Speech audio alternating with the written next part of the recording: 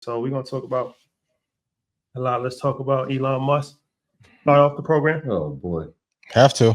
Over the weekend, he announced he started a new political party.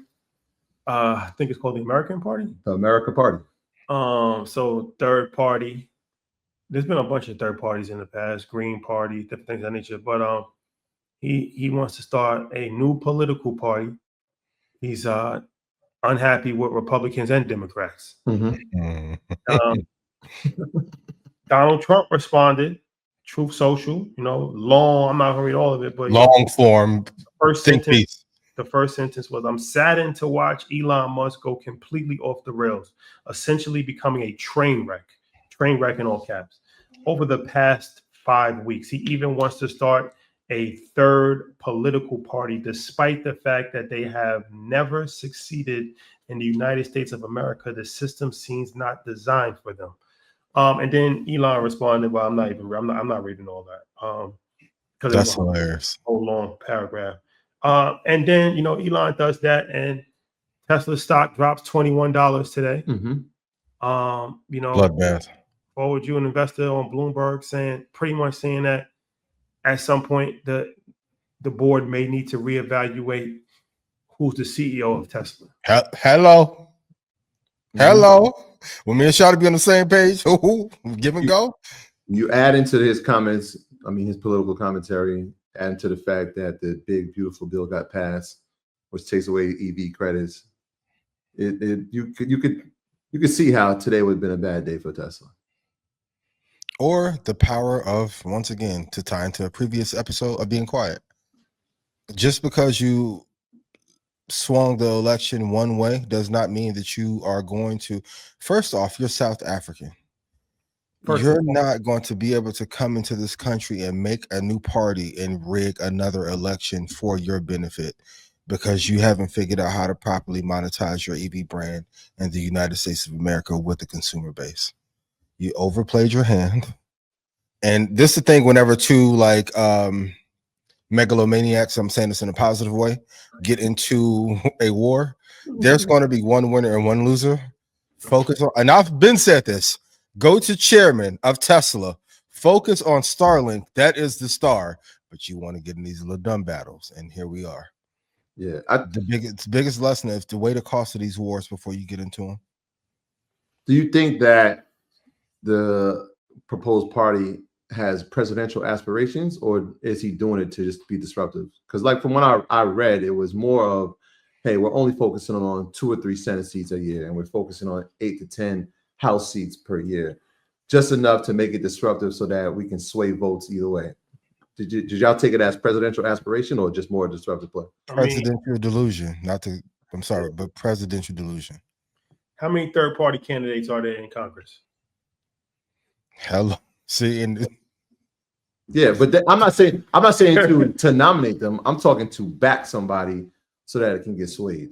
Right? He's putting that financial, kind of what he did this year, where he put the money behind a candidate, and that candidate had obviously was it Minnesota? No, he put money behind a Republican though. Mm-hmm.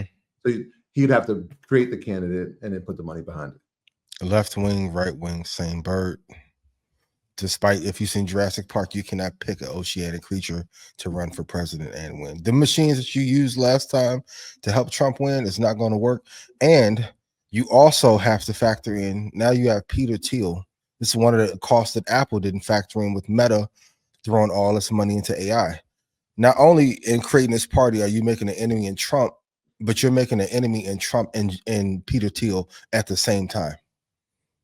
Peter's not an opponent. He has installed the vice president. You think I'm going to let you disrupt my candidate from potentially running the country because you had a kerfuffle with your Republican bro? No, it's over with.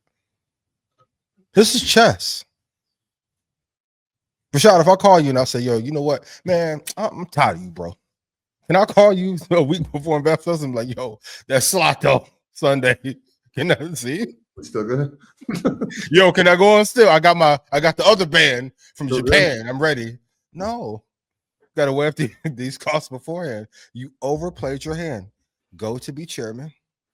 Focus on Starlink because that is the real business that I think has the biggest leeway for consumers. Tesla's not it. Stay out of politics. I do. And Have to. Yvonne Diaz send our condolences. Maybe if you send us an email, we can, try to see what would be possible. I'm sorry. I will say this. Once again, going back to discipline, Mm-hmm.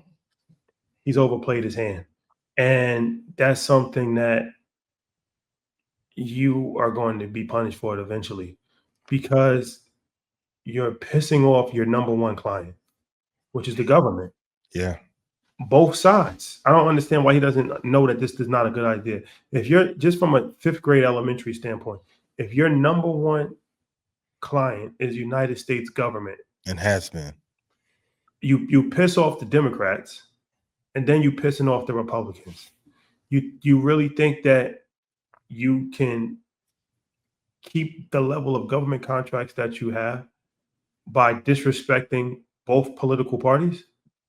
And Mexico and parts of Europe. And you aren't the most loved in South Africa still. Yeah. He's high.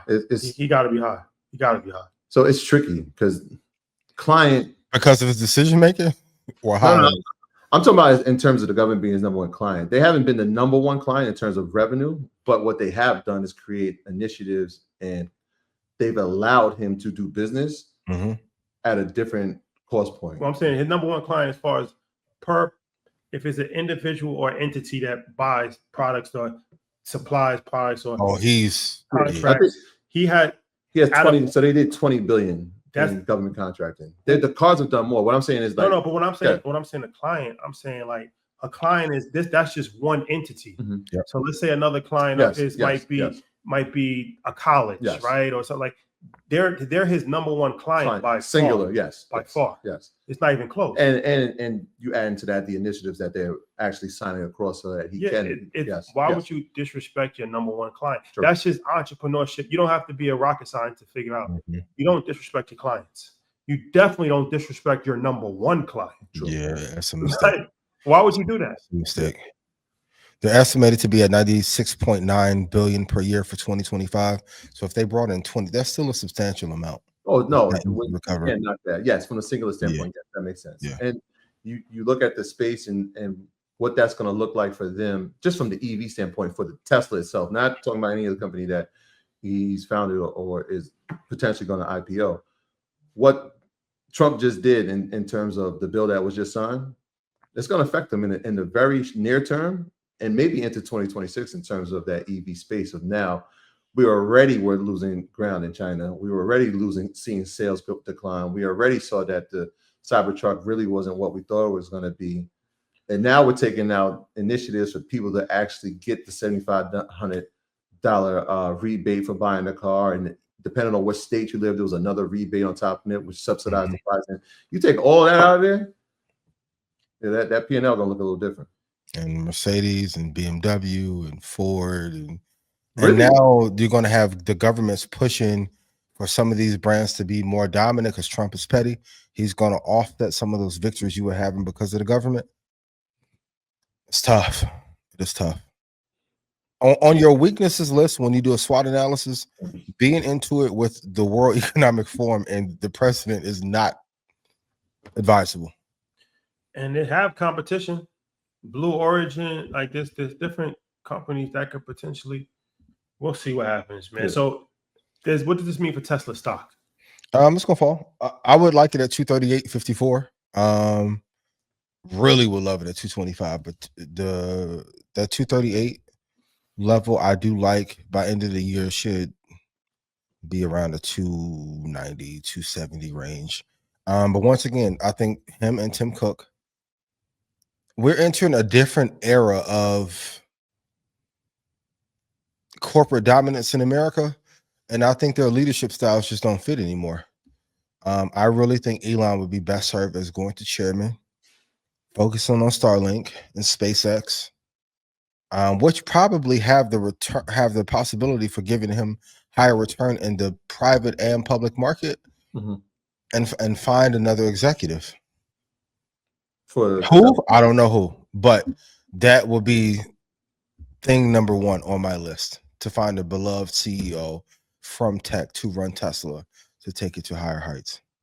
Yeah, I think it. Like I said, there'll be some short-term pullback for the rest of this year. I see that going into Q3, finishing up Q3 and Q4, and maybe into 2026. But I don't think it's a collapse of Tesla. I don't think it's a collapse of the EV space. What I do think, and even from your experience in what we saw in Africa and what you were talking about in China, it was like there's going to be a repricing in this entire market. For sure. When we take out all those initiatives and people start buying it at that price, and we know that they can make it over there for 12 and they're making it over there for 15. And they've already been discounted. Yeah. And you've been discounted it plus rebates. Now it's going to be tough for you to sell it to me for 55 when I know I can get one that is equal quality for 20. So there's going to be some repricing, which now takes it. And that was kind of the situation they were in a couple of years ago. It's like, do we stay luxury or do we become economical and be for everybody? Right? Like, do we put it at a price point where everybody can buy it, or do we try to remain luxury? They went with the latter and said, hey, we're going to make it for everybody. Now you lose those rebates. I think they come down. There's going to be repricing in the EV space. Mistake. I agree, but it's a mistake. I think because now you can't reinvest into making a better car. Like Rashad talked about his experience in China, even in Japan, like just some cars just in other countries are just naturally better. And as majority of the companies are going to luxury, like Kia Telluride arguably is a better experience than that 3. You got to reinvest into the product. You said Kia? I tell you what, I feel like the Telluride is tough.